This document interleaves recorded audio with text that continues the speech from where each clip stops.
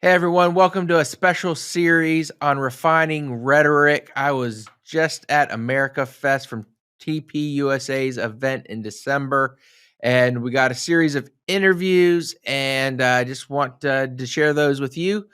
So without further ado, let's jump in. Your organization is known worldwide, and we certainly appreciate every facet that you do. I do believe in what you're doing because I've seen it in my family. I'm so excited about all the things that, Robert, you guys do with Classical Conversations. It's been a huge blessing for our family. Grateful for the work at Classical Conversations. You're a leader, and you have been in this movement for a long time. We love Classical Conversations. I do feel like I have a debt of gratitude to you, your family, all of CC for just the fruit that has come from CC. Appreciate all that you guys do, both through this wonderful podcast and also through Classical Conversations, which I am convinced is the best education resource out there. Thank you very much for all that you do for the cause of Christ and for our families and for our children. Really, really appreciate it. Hey everyone, and welcome to another episode of Refining Rhetoric. And I have been so excited to talk to Mark for a while. I've been following him and his polling company on X, and he's been one of the good ones, A-rated in my book, but the pundits hate him because he's been so accurate. Mark Mitchell from Rasmussen's Reports, thanks for joining me today. Yeah, really great to be here. And the pundits hate us because we're blowhards. That's really why they hate us, because we call out the lies. And there's a lot of it in the polling industry. Yeah, so like for our audience, I mean, a lot of conservatives, they say, well, we can't trust polling. The polling's a lie. So give us a little bit of insight. Like, are they intentionally deceiving us? Is it just bad methodology, a mixture of both? There are a lot of lies. And traditionally what you see is that big interests like major corporations, the establishment, they will pick and choose the narrative that they want. And then the polling also is, you can mess up. And so they'll cherry pick the results that are good for them. But I can tell you there's a lot of hiding behind transparency and, oh, my technique is different than other people's. Well, Rasmussen hasn't really changed our technique, and we're still accurate over and over again. And so what I feel is that mostly it's our actual just will to be accurate and not to shill for major corporations or political parties. Yeah, so like what are those you see, like I don't know, Reuters or these big names that have these polls? So like where are they getting their data, and like what is shaping their ideology when they release these polls? So what you'll hear a lot is, well, I've never been polled, and you're never going to be, because there's millions of people in the country. We can't ever get to anybody anymore. People don't have landlines. People who pick up cell phones are people who are susceptible to scamming. And so everybody's come up with their own way to fill that data in. And one of the things that they do now is build these proprietary panels that are very small and limited. And so you'll see like Reuters' panel or YouGov, and they'll have 50,000, 100,000 people that they pay. But then they have to make sure that represents America. And if you have a bunch of leftist community managers with pronouns in their bio, you have people that really just want to get paid by a major corporation to give answers, you're going to see something that is pro-establishment, and the anti-establishment candidate is going to get sandbagged. And so we see that all the time, which is like they might be 5 or 6 points to the left of us nationally on a political race. But then when you look at something like Trump favorability, it's going to have a 20, 25 point sandbag. And it's because those people are like leftists. They live in cities. They're not getting the rural red hat, angry and want to burn everything down vote. And that's really where almost all the problems come from. But then a lot of those people, like even the New York Times, who spends a lot of money and polls very well, reports up to a super leftist managing editor. And I think I've seen times where they've had to like sandbag results on purpose to prevent putting out a positive narrative for, again, not necessarily the Republican, but the anti-establishment candidate. Yeah, I mean, we see that with like, I know Lindsey Graham's getting, primaried in South Carolina. For some reason, Trump's endorsed him, even though he's a huge warmonger. But yeah, so how do they use public polling to shape perception among maybe people who aren't paying as close attention to what's going on? Well, they'll focus in on a top line. And so the leftist NGOs do this really well, and they will have leftist pollsters, and it'll be like, hey, the American Library Association pays a leftist pollster, and they'll find, based on how they cherry pick or how they frame the question or what they release and what they don't release, they look at that. Everybody really wants all these gay books in the school. And it's like, no, they asked a question about, do you support like burning these books. And people are like, well, no, that kind of sounds like Nazi Germany. But then they don't report on that. They report the headline that 90% of people want these gay books in the school. And it's not true. We found the exact opposite, but we're not trying to shill for anybody. And the right does this too. I mean, they paid all of these Republican pollsters and influencers and lobbyists to try and shill for Big Soda to get Big Soda included in SNAP, and they were using fake polling. I went out and proved like, no, actually Republicans don't want soda to be covered by SNAP. And so, the problem is that all these people just aren't representing the will of the voter. And I think we see that in politics too. DC doesn't represent the voter. Now, do pollsters have like a moral code? Like doctors at one point had a moral code to do no harm. Of course, now we see them mutilating children. But does the pollster industry have something like that in theory? Yes, the American Association of Public Opinion Research, they have it's an ivory tower organization, and everybody likes to pretend that there's all these scientific nuances and elitism that goes into being the most accurate. And yet the industry over and over again, as we've seen with Trump, completely misses to the left on purpose. First time you could kind of get it. The second time you're like, what are we even doing here? The third time it's like, okay, I see you. And that's what happened. Like the big ones that are card-carrying members of this organization were 7, 8, even 9 points to the left of me in September. Everybody looks at the final November results and says, oh, they weren't that off. But it's like, well, they were actually part of a psychological operation to convince everybody that Kamala Harris was the next Barack Obama, and it failed miserably. So we're trying to create our own independent National Association of Independent Pollsters, myself, Rich Barris, Matt Towery, and Robert Cahaley. And it's going to be meritocracy. It's going to be, nope, show us your track record. Because they'll do things like FiveThirtyEight. They created a fake transparency score just to push people like us down so that they could put up people like Morning Consult and Quinnipiac that are, quite frankly, laughingstocks in the industry. Yeah, so I follow Rich. I watch a lot of his stuff. Good. So he's coming today. Yeah, I know. I saw that on X. So, yeah, so FiveThirtyEight, was that bought by Disney, or who was it bought by? And they just like wasted millions of dollars per year just to prop up this transparency organization. This is the biggest psychological operation in polling. It was an intellectual gatekeeping op. And so Nate Silver is not a pollster. He's basically a gambling guy, a sports bettor. And in the 2008-2012 period, people were getting frustrated with folks like us because we were like, no, look, we nailed the national popular vote within a half a point. They couldn't control independent pollsters. And so he came onto the scene with a lot of money. New York Times eventually backed him, and he got pushed really heavily on social media. Remember, Drunk Nate Silver predicts this. Well, it turns out in retrospect, I hear actually through Rich and some other people that he got started because the Obama campaign leaked internal polling to him. And so he was just making his statistical model up. But then New York Times dumped a lot of money into it. And then it got bought by ABC. Disney dumped a lot of money into it. Then they fired Nate Silver because he cost too much, put another raging ideologue in its place. They actually threw us out of the index. They tried to come out. Accurate? Well, uncontrollable is the problem, and so they wanted to control us. They asked us all these questions about our methodology, and I would have typed it. I've said a lot of these things online, but then I'm like, you know what? They're going to use this against me. So I told them to screw off. And then I guess the guy got yelled at internally. So it took him a while, but eventually a year later, they threw us out. Then I nailed the election, and then they went out of business. That feels good. It always feels good when you're a grassroots guy and they have to spend millions of dollars to try to prove you wrong. You're not wrong, and then they go out of business and they just wasted all that time, money, and energy. But meanwhile, they are shaping public opinion. This was something that our public schools have actually conditioned the public to do with a psychiatrist named Skinner. You got to go research him in the 50s or 40s, 1940s, where he was doing experiments on animals and he thought, humans are just more evolved animals. That was his worldview. And so we've actually used the public schools to condition students not to go against the grain. There's been a lot of psychological studies doing that where they'll get college students in a room and they'll say, is this blue? And they'll have someone go, no, this is red. This is definitely red. And arguing for it, clearly blue. And none of the other students will disagree with him because he was the first one to speak so adamantly about it. And so this has been an issue for a while. I remember when Obama was coming, he was against gay marriage, and then it was for gay marriage. It was like 70% of Americans were against it.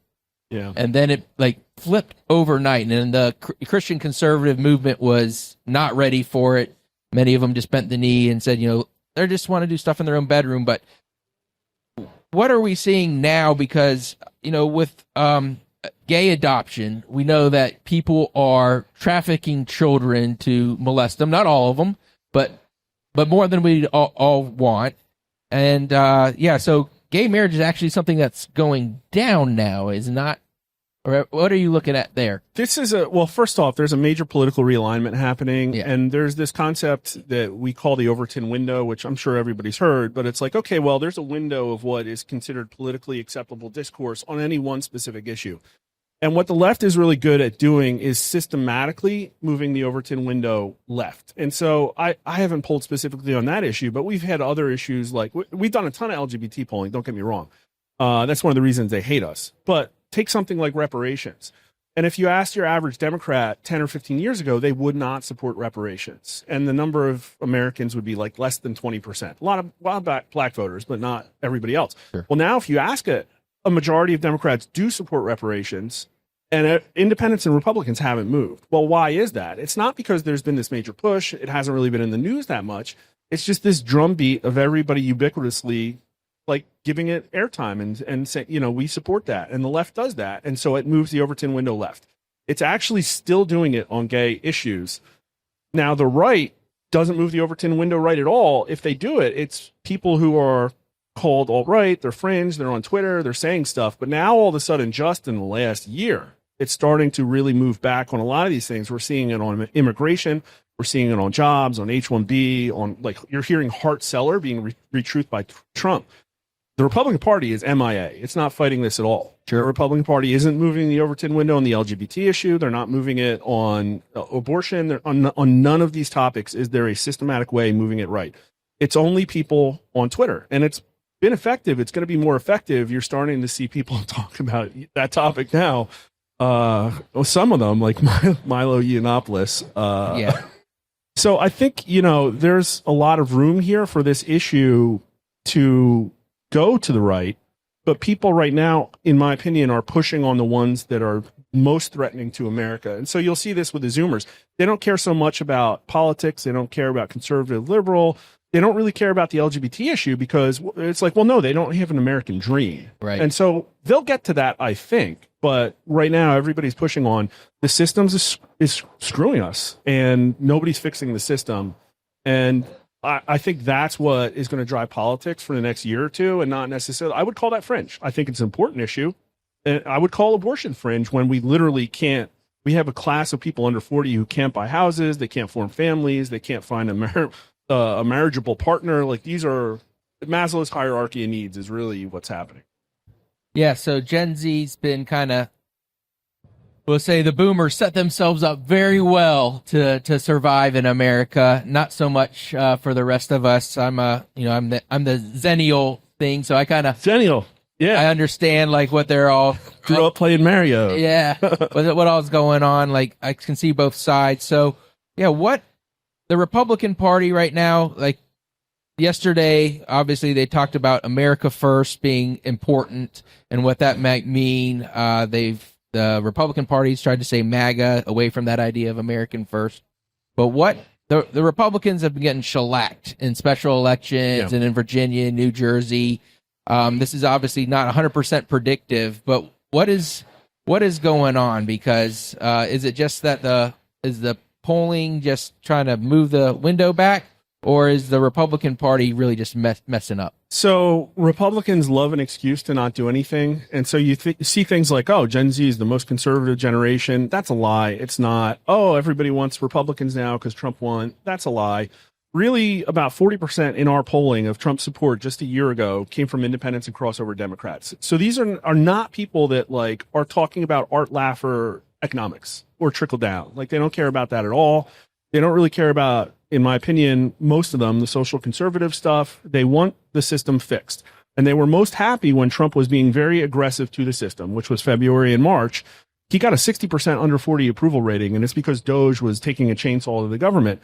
And now he lost that, and the Republican Party is completely MIA on this. So my theory of the case is that the Republicans aren't converting any of these non-Republican voters. there's no zeal here because Trump, in my opinion, didn't really acknowledge like the mandate he was actually given, which was to fix the system. And if the Republicans can't fix the system, unfortunately, the default position is going to be democratic socialism. That's what the kids want. If they can't get somebody to come in and be a Caesar and fix the problems we have, then they're going to vote for your Mamdani types because they're just plundering the treasury. They're going to take it from the olds. They're going to like probably do, social safety net reform and big $1 trillion housing bailout bills, and it will work for them. So that's kind of a dangerous situation. Wokeandweaponized.com. Go there right now and get my new book. It outlines the history of American education and why the current public school system can't be reformed. It must be replaced. And this is a well-documented book. Thank you, Dr. Benjamin Merkel, for writing the foreword. And as Sean Ryan said, if you're a parent, read this book. Go to wokeandweaponized.com today.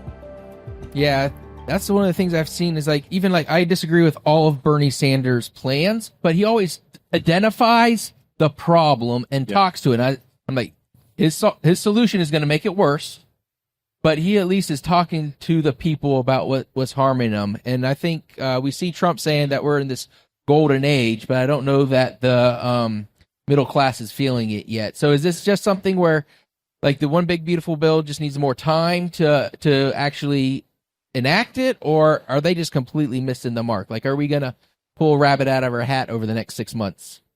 You've heard of the phrase process is the punishment. And I think that's where we're at. I think that people want the catharsis of actually seeing the pain. And I know that sounds accelerationist of me, but I don't see a situation where in 11 months before the midterms, Trump's going to come out and give an economic speech. And everybody's going to say, well, okay, because of these metrics, you're right, he did succeed. Because I think our problems go too deep. And it wasn't just economics. It wasn't just restoring the American dream. It was draining the swamp. Let's be very clear. And I have polling that shows that people don't think it happened at all, even Trump voters. Usually what happens is a Republican gets in, and all of a sudden Republican trust in the system goes up. That has not happened. 83% of Trump voters still think the FBI and CIA need major reform. So in a year from now, I think he's going to give a speech like he did this week, and everybody's going to look at it and say, well, okay, like, yeah, we do have a pharmaceutical most favored nation pricing clause, but pharmaceutical expenditure is less than 10% of all healthcare. Like, it hasn't actually moved the needle. And what economic outcome could actually move the needle? I don't even know. Like, maybe the hottest job market that we've ever had, but then you're going to have to be canceling H-1Bs and fighting companies. And Trump hasn't shown that he's had that appetite to really get pugilistic with essentially the plutocracy. And that's what Bernie Sanders talks about. And so, yeah, the only political figure that we've done a J.D. Vance matchup with where J.D. lost was Bernie Sanders. And it's because he talks about the right things.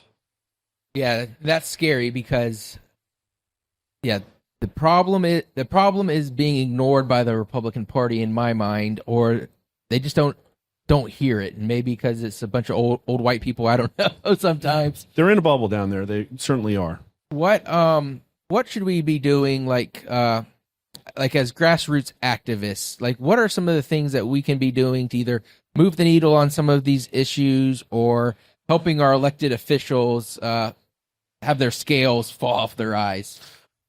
Yeah, that's a tough one. I talk to grassroots organizations, and right now I sense frustration with the Republican establishment. Like, they've been through this again and again, and they're seeing the same kind of thing happen, which is that you have this organization that just doesn't serve the people. It attempts to win the best it can without standing for anything while also harvesting donor bucks. And that's the Republican Party. And everybody I hear says that. And I'm not saying specifically the RNC can't do better. It probably will under Gruters. But the NRCC, the NRSC, all the money in Republican politics is all basically still big business money. And I guess people can push on that and understand that's like, yes, this party does actually represent foreign and business interests and not you. And I mean, they need to take over the Republican Party. Like, we've had the precinct strategy for forever. It hasn't been enough. People have to, I don't know. Like, I don't even know how you do that. I think it needs a national strategy. It needs funding. A third party will not help us. Well, actually, I've started to become a third party time. Maybe it's time to put the gun to the head of the Republican Party and just put it out to pasture. And that's what a third party would do. Yeah. It's not going to get Democrat votes. It's just going to ensure that, okay, if you're not going to win on the right things, Republicans, you will lose forever. Maybe. Yeah, I mean, they've been the paid opposition. A lot of times people talk about that. One of the catalysts, and I was talking to Republicans with the Epstein files, and I really think that this really is a great example of what we were hoping to happen and what actually happened. And I was talking to a guy high up, helped win the election. He's like, I don't understand why everyone's on these Epstein files. And somehow the Democrats have been able to flip it and made it a net positive for them. So tell us, how did you see any of that in the polling? Yes. And how much of a boondoggle was this for the Republican Party and the I think that this permanently lost Trump probably about 5% of his independent support, and it shows up time and time again in like focus groups and comments that people have, and you can see it in the core online Trump communities as well. The first time in February, people didn't care that much because stuff was still happening. We polled Pam Bondi favorability. She only had like an 8% strong disapprove among Republicans, so people didn't care. But when she came out and said case closed, that was, in my opinion, a canary in the coal mine. We went right into the field and found, oh, no, actually 16% of America thinks the case closed, but almost 70% thinks that there's wealthy and powerful predators who are like preying on women that they have to go to jail. And it's obvious, but it's like, no, America told us this, and we sent it to the White House, and the next day Trump still came out and attacked his base over it. And so in my opinion, it was a very clear representation that he doesn't understand the core issue in America is that there's this system that's unfair. One of the most unpopular things we ever polled on was two-tiered justice. 95% of America thinks it's important that there's not a two-tiered justice system, and that's exactly what this is. So how can we fix the system if there's no acknowledgement or understanding? And the Democrats running on it is the most predictable thing in the world. I said it in the middle of July. I'm like, oh, he just gave them, this is their thing. They're going to run on this. The very first thing the 120th Democrat Congress is going to do is an Epstein commission. Guarantee it. Yeah, which is kind of crazy because it seems like he was seemed like he was supporting everyone, but he definitely had a lot of Democrats. Well, it's going to be a whitewashing operation. It's going to be the same thing as January 6th. They're going to get a fake Republican. They're going to put it on there. They're going to whitewash the whole Epstein thing, just like they whitewashed January 6th. January 6th was a huge scar on the psyche of America. It convinced the left that the right was violent, and it, in my opinion, is walking us down the path to a civil war. Where's the J6 Commission? Yeah, we're talking about the pipe bomber. Nobody cares about the pipe bomber. Why aren't we fixing this? Why hasn't the 119th Congress done anything about this at all? Yeah, it's been frustrating because I think Epstein really was the one who's like, drain the swamp. Okay, Epstein is like the easiest target. You just get that right, and people will believe you that you are working on draining the swamp. Instead, we got people saying, well, this is going to disrupt national security and stuff like that. It's like, the nation is not secure if there are sexual predators running around, making a lot of money and blackmailing politicians. That is the opposite of draining the swamp. And so the Zoomers, the under 40 voters, all these people get it. Every influencer on YouTube, even the left ones, they're like, well, if our system predates children in order to like blackmail foreign governments, it needs to be burned down. And I agree with them. Like, yes, the tears are the process. The process is the punishment. People want to drink salty tears. That's where we're at right now, and it's a very different country than 2016.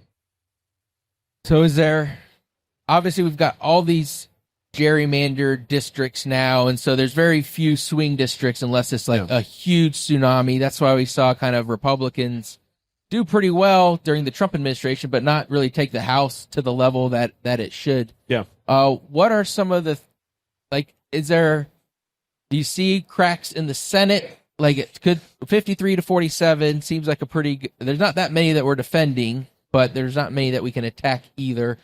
Is it possible to lose the Senate? And then the House looks like, it could be a blue, Democrats win by 3, but we still keep the House because it's so gerrymandered at this point.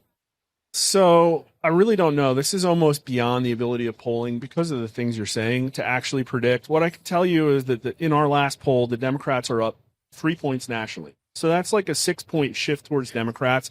It'll actually probably tighten as people look at the Democrats and like, no, they don't have an answer. They're going to be insane. I think we'll have to wait and see. But it's not a blue wave. Like, this isn't going to be some 30-seat blowout, in my opinion, based on the polling now. And you're also right. Like, who knows what's going to happen with the gerrymandering? It's going to be close. And so we're probably going to look at people fighting over inches on the football field. But if the Democrats gain control of Congress, Trump's legislative agenda, what little there is completely dead. And they're going to be controlling the narrative now in a way that Trump can't. They're going to be having these commissions. They're going to be leaking stuff. They're going to be impeaching people. And what I'm hearing also is that there actually is some corruption within the Trump administration. And so they're handing that to the Democrats on the silver platter too. And like, that's a problem. But I'm also looking and saying, well, what does Trump's political capital even look like in a year from now if he can't really speak to the core issues of what's wrong with America? Like, we haven't drained the swamp. Look at what people are saying about Bongino right now. Like, this stuff is going to get worse and worse and worse unless there's really, in my opinion, a line in the sand, a gut check, some type of war room or delegation or something that like actually shows that he's going to come in and govern the way that he was talking about on the campaign trail. And I hate to keep referring to the under 40 voters, but they drive the narrative on this a lot now on the internet, and they're starting to kind of laugh at the Trump administration. That's bad. Yeah. I guess they're hoping they don't show up to vote or something because it's a midterm. But so some of the things, I know a lot of people inside the White House, I know that they are getting stuff done, that they are draining the swamp, but it's not in a way that's bettering our lives. And they're not able to really get that. They're not doing a good job getting that information out. So like, what are some of the things as a pollster you're seeing you think that they need to, that they are doing, but they're not communicating it to the voter in a compelling manner? I think to quote a term they use online now, that the Trump administration doesn't understand what time it is. And I hate to be cringy and use a trope, but I really do. Because in 2016, the bar was really low. I mean, he just came in and just started publishing his list of accomplishments, and people are like, wait, actually, this has just been a two-party system, and now an outsider's doing all this stuff. But what we've seen in the polling is that there's all these fundamentals now that are just completely damaged. Like, only 30% trust the federal government. Only 27% think today's children will be better off than their parents. The "are you better than you were off 4 years ago" question is now in the mid-30s. So all those things are new and different. And we weaponized justice. We jailed political opponents. Like, we did a lot of stuff under the Biden administration, shut down businesses, censored everybody. People aren't going to forget that. That changed America. And we are on a path to civil war right now. 43% of America thinks there's going to be a revolution or a civil war in the next couple of years. And so speeches where you're spiking the football about fixes that don't get to the core of what's really wrong. And what I said, my advice was, you have to acknowledge that things are way, way, way, way worse than just what Biden did. They're name the real problems, but then show people that the Republicans actually have a real plan to fix it. And, I said, draw a line in the sand, go off in the wilderness, come back with a contract for America and lay it out. Like, this is the Republican plan. It's going to take years. Yeah. But we're going to get this done next year, so you have a reason to vote for us. And we're getting there. Like, he said, well, we're going to have stuff to fix the housing market next month. And it's like, I guess, but it doesn't have this weight of no, we are finally the solution. Because quite frankly, again, the under 40 voter is kind of okay with dictators. Like, they actually liked Trump's quote about Napoleon Bonaparte, and he who saves his country doesn't violate any law. And they want people thrown in jail, and they want the system burned down. So we're not really doing that. Yeah, I think that's the thing, is the Republican Party says they're free market. I look at their policies. I don't know if I agree with them, unfortunately. And if the free market's not going to work for Gen Z, they're going to go to socialism. And I think we see that in that polling where more than half of Gen Z now thinks socialism's good, or 40%. Oh, I have wild under 40 voters. And I hate to keep railing on this, but this is the political future, because we're seeing the fourth turning right now. We are seeing a handover of traditional older boomer politics that the Democrats are now understanding they have to embrace their youth movement. The Republicans are fighting back and clinging to everything they've had before. And that's like, hey, we're capitalists, and capitalism is awesome. Well, it's not. The polling shows that even the under 40 Trump voters support all these socialistic policies. And so if they can't get what they want out of the Trump administration, they do like Mamdani. Like, Mamdani does very well with under 40 Republicans, believe it or not. Well, I do believe it. And part of my problem being a free market capitalist is we don't have a capitalist system in the United States, but we call it that. What we have is a crony capitalist and a corporatism, which is just soft fascism in many ways from an economic point of view. It's a global homo kleptocratic plutocracy. Yeah. And people don't want that. String words along, and that's exactly what we have. You know what I mean? And so if we actually the solution to me is we actually do have free markets, and we actually do these things. But since our congressional representation and our president aren't going to do these things, they're going to go to socialism. Like if soft socialism isn't going to work for us, we're going to go to hard socialism, and we're going to pay the price for it until we wake up. And so that's what I see happening, and I hope that the Republican Party wakes up before it's too late, because I do see it going south very quickly if they don't. Yeah, I hope. I think it's like soft socialism, but also the Democrats are captured by corporatists. So it's more of the same. It's like this path, or we're going to branch out into another path. And the farther we go down the path, the harder this branch is going to be until it pops off or whatever, right? I want to talk about one more thing, and then I'll let you go, because I know you got another interview. But we just had this big government shutdown, and it was legitimately over giving insurance companies a $40 billion a year bailout, despite the fact that these insurance companies cumulatively had, I think, $400 billion in reserves. So these companies have $400 billion in reserves. They are demanding a $400 billion bailout for a program that Democrats signed into law in the middle of the night, in which they got wiped out with, and the Republicans screwed that up.